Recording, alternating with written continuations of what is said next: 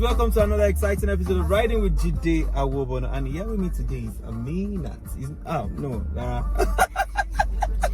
Well, it's actually Lara and Aminat. Let them see you. Aminat is here. Let them see you. Lara, let them see your face now. Like this. Aminat, take care. Be careful.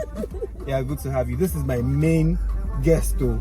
She's the one intruding, and then it's her name that is sticking to my brain. So, Lara, good to have you on Riding with Jide, Awobona. And today, just say hi to my people. Hello, everybody. Yeah, so how do you feel riding with me today?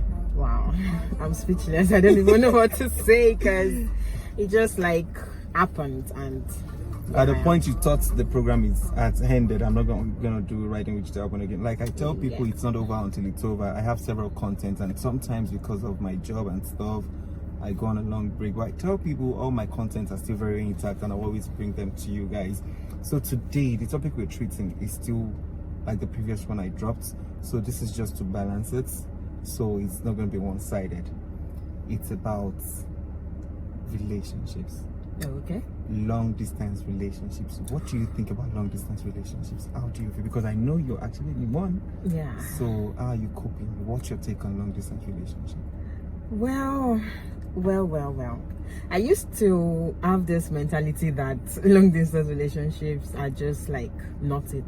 Like I literally have the mentality that if you're going to go to another, country or somewhere that your partner is not in, like you guys will just probably have a break and then pick up from wherever you stopped like when he gets back. But wait, Lara, during the break, what will be happening? Like just make your relationship like opened. Like you guys should probably just explore other people, and then if it happens that you guys come back together when any one of you is back in country, then all well and good. But then like I had the change of perspective when I started like my relationship with my significant other. Like it changed everything totally because it was so easy, like so easy. So like, what is responsible for this change? Is it the amount of love you have for this person, or just a matter of orientation, or your level of understanding about life? I feel it's an attachment with this person. Yes. The bond we had before he traveled was really like one of a kind. We kind of we vibed a lot. So when he was traveling, I didn't see it as he was traveling. I just saw it as he was still living in the same country, but just in another state, or just maybe around the corner. Because the communication was like constant. It was every day. Like there was no day we went without talking to each other on video call, on voice call and everything. So it felt like he was around me. I didn't even miss him like at all, because it felt like he was there. Well, let's be candid, you still miss him. So what is that one thing you actually miss about him? Basically I missed him forcing me to go out, because I'm not the kind of outgoing person. Yeah, so when he was around, it was like every day was something new. Like a party.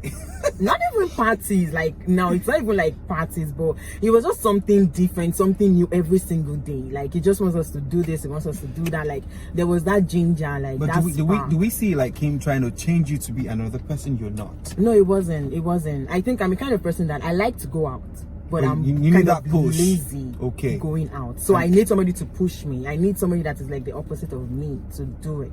So I'm this kind of person, like, okay, if you invite me to go out with you and I'm like, oh, I don't feel like going, and you're the kind of person that will be like, okay, just give up and be like, okay, no problem, then that's it. I'll be like, okay, fine. But if I say, oh, I don't feel like going, and you say like, no, let's go, it's going to be, do you understand? Like I would have a change of mind, definitely, and I would say, so it's that kind of person. So it was really, really fun. So I missed that aspect of him, like just being there. But every other thing was like, okay, it's fine. Now moving on to the adult level. Now we're not babies, we're adults. So some people tend to, when I ask people this question, they'll be like, oh, I can't stay because I have some ladies that will be like, no, I have sex every day, or I have sex Monday. Fine, you guys are not married, but then I know a lot of people that are in a serious relationship that do not joke with sex and all that. How are you able to undo that part of you?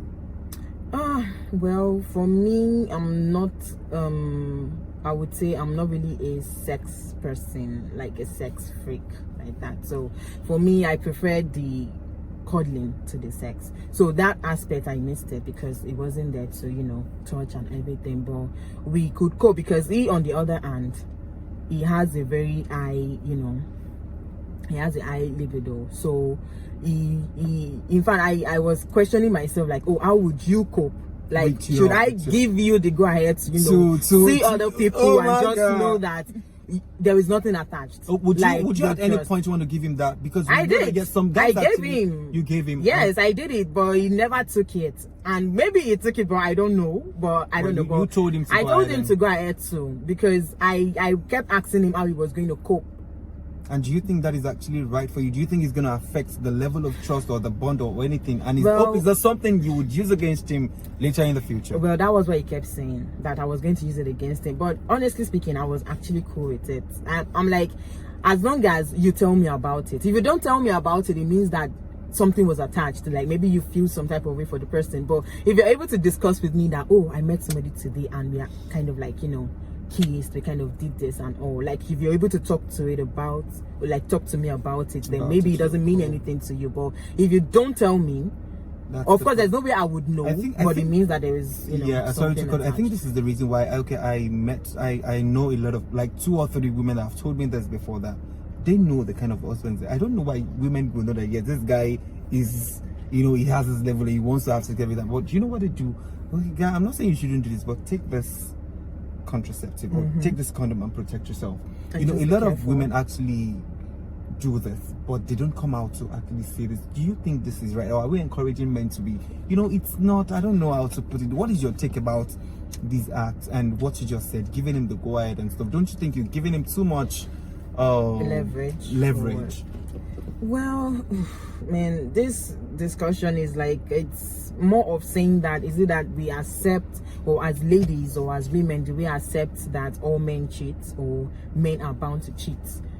Do you get, like my friend would say, like a man as created by God is polygamous in nature. Like it's just bound to happen. But I don't believe that is true. I don't believe God created a man to be polygamous in nature. I believe that it's just a mindset thing. It's something you choose to do. Because you see a man that do not just feel like, okay, yeah, maybe men cheat, but I don't want to do it. Okay. So, but me saying that he's open to do, maybe if we were married, I would have a different thinking. But because we're in a relationship, and I do not want to be like, I'm depriving him of, you know, being himself. Yes, because I keep telling myself, like, is it possible for you to be away from your significant other for 1 year without like doing anything? But is it possible for you as a lady? Yeah, it's possible for me. The same thing. But I don't know if it's possible for a man. Like, I just don't know. Okay. There is a notion that everybody, and I'm a guy too, and I can actually still support this. It's you can have sex with multiple women and still, maybe you see them some couple of years, you can't even recognize them again. But it's very hard for a lady to have sex with a guy, except she is a prostitute or something. Yeah. You understand? And I know women they take sex more serious than guys. Ladies don't just have sex with guys like that. But a guy can do anything with any lady just to satisfy and just forget that he even did it. That he did it. Exactly. So what would you say about this? Well, I feel like it's just the way we are created, like the way women are created. Like we are more sensitive and more emotional. I know some people believe that men are more emotional than women. Like in some instances, yes, maybe like when you give examples of some things in life, like, you know, women can show emotions too quick and men would probably just, you know, bottle it in and then show it much later. So I think that emotion that we show too quick is kind of linked to how we also do things. Like, I mean, like you said, except if the person is a prostitute that, you know, trade sex for money. They even have some who fall in love with their customers eventually. Yes, exactly. That's because we're very sensitive. So if I want to have something to do with a man, it has to be, I'm even speaking for myself personally now, it has to be somebody that I feel attached to. Like if I do not feel attached to you in a certain way, I don't think I want to be sexually, you know, to be in that, to be involved with you. So if there's this tolerance that I have in me, that if I cannot if I don't see you in that light, I don't think I want to have anything sexual with you. So that's how it is for me. But for men, I won't speak for them because I'm not a man, but I feel like they can do anything without even thinking. I mean, for somebody, a man, to be pursuing a girl for like 6 months, all because he wants to just sex her and abandon her. Yes, you see men that are chasing. No. The intention might not actually be to abandon, because. But then when they got down with her, they discovered that she wasn't all that. All that what? She wasn't all that they expected, and they feel like, oh no, I can't deal. But seriously, man, you wasted your time for 6 months. Don't generalize on this note. No, the thing is, I've seen it happen a lot of times. So okay. I feel like, is it a normal thing for a guy to like just be like that? Okay, now can we have your view on this topic we're talking about? What is your take? Well, I second anyway. So I have the same view. I have the same perspective. Can you keep a distance relationship as well? Yeah, sure, I can. I'm keeping one with my best friend, and it's going very well.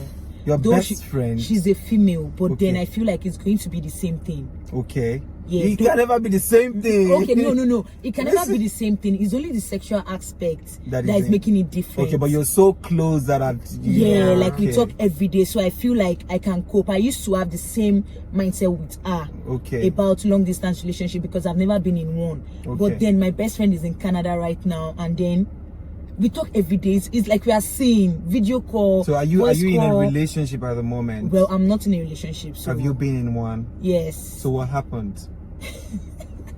What happened? I said I don't understand. Why are you guys not together anymore? Oh wow! Oh, because of this same sex thing. Okay. Yeah. I think that's gonna be a topic for another day. Okay. So on this note, I guess we're gonna call it a wrap. So what is your take for people, for ladies now that are in long distance relationships, and anyone who is actually saying no? Are you going to encourage? You're looking forward to having one? Well, I would actually encourage, like, just because of the distance, you shouldn't lose out on something that is worth keeping. I mean, if I was still kind of like standing on that point that, I don't think I want, because I've been in a long distance relationship before that didn't work. So it kind of made me want to, like, I told Shay practically that let's break up. And when you come back from, where you're going, we'll take it up from there. What was your fear? If I was still. What was your fear? I just kind of felt like we have like so many, successful, fine-ass women all over the world. Like, and I feel like it's easy for you.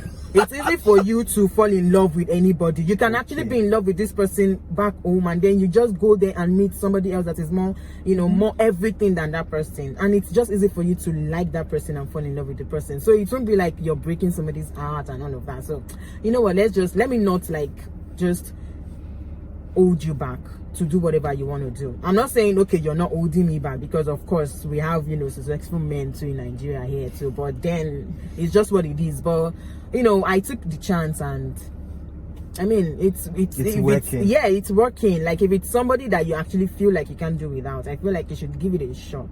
All right, thank you very much. So use your belt and let's ride. That's what we're doing. So that was a nice one, actually. Yeah. So hope to have you again and again and again and again. Definitely. All right, guys. Catch you later on another exciting episode of Riding with Jide. Awobona.